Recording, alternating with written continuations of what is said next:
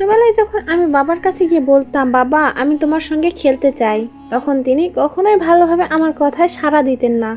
পরে হবে অথবা এটা করতে হবে এসব কথা বলতেন। যখন আমি কিছু একটা শিখতে চাইতাম, তাও তিনি ব্যস্ততার অজুহাতে কখনো সময় দিতেন না। আমি সবসময় জানতাম বাবা শুধু আমার প্রয়োজনীয়তা আর সঙ্গের মধ্যে সীমাবদ্ধ থাকবেন, কিন্তু সত্যিকার অর্থে আমাকে সময় বা স্নেহ কখনোই দেবেন না। আর একসময় এই ভাবনা আমার মধ্যে গেঁথে গিয়েছিল, আমি আর বাবা একে অপরের জন্য থাকবো না, এই সম্পর্কটা একদিন হারিয়ে যাবে। আর সেদিন আমি কোনোদিন ভাবিনি ফিরে আসা সম্ভব হবে। কিন্তু কিছুদিন আগে যখন বাবা অসুস্থ হয়ে পড়লেন, তখন আমি হঠাৎ করে সবকিছু ভুলে গিয়ে ভাবলাম, যদি এই মুহূর্তে আমি তার পাশে না দাঁড়াই তবে আর কখনোই তা সম্ভব হবে না। বাবা তখন হাসপাতালে ছিলেন, শরীরটা একদম দুর্বল হয়ে পড়েছিল। ডাক্তাররা বলছিলেন তার শারীরিক অবস্থা খুব গুরুতর। সময় হাতে তেমন কিছুই নেই। প্রথমবারের মতো আমি ভেবেছিলাম আমি যদি বাবাকে ফিরে না পেয়ে থাকি তবে জীবনটাও শূন্য হয়ে যাবে। সেই দিন থেকে আমার ভেতর সব কিছু বদলে গিয়েছিল। এই উপলব্ধি যেন আমাকে দাঁড় করিয়ে দিয়েছিল একবারে নতুন একটা জায়গায়। বুঝলাম সম্পর্ক কখনো হারানো উচিত নয়, সেগুলো ফিরিয়ে আনা, সুস্থ হয়ে পুনর্নির্মাণ করা সম্ভব যদি তুমি মন দিয়ে চেষ্টা করো। আমি ঠিক করলাম আমি বাবার পাশে থাকবো। তার অসুস্থতার সময়টা আমার কাছে অনেক কষ্টকর ছিল, কিন্তু এই কষ্টেই আমি বুঝতে পারলাম বাবার কাছ থেকে যতটা সময় বা স্নেহ আমি চেয়েছি সেটা তারও দরকার ছিল, কিন্তু সে কারণে আমি কখনো তাকে সময় দিতে পারিনি।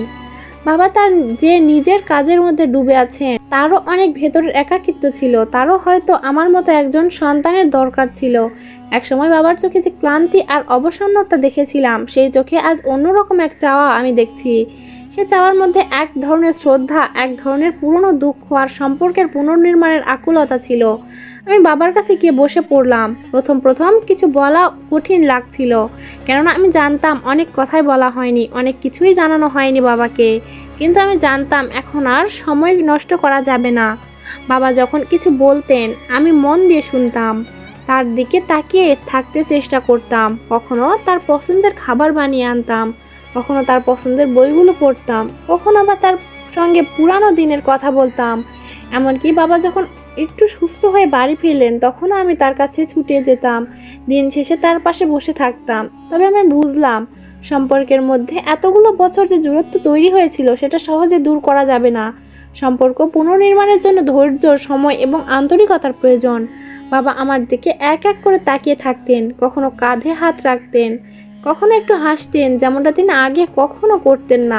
একটা সময় ছিল যখন আমি ভাবতাম বাবার সঙ্গে আমার আর কোনো সম্পর্ক থাকবে না, কিন্তু আজ আমি বুঝতে পারি সম্পর্ক আসলে সম্পর্কই থাকে, এমনকি বিচ্ছিন্নতার পরেও। আমি এখন বাবার সাথে সময় কাটানোর ক্ষেত্রে খুবই সতর্ক, আর বুঝতে পারি জীবনের অনেক কিছু সময়ের আগে ঠিক হয়ে যায় না।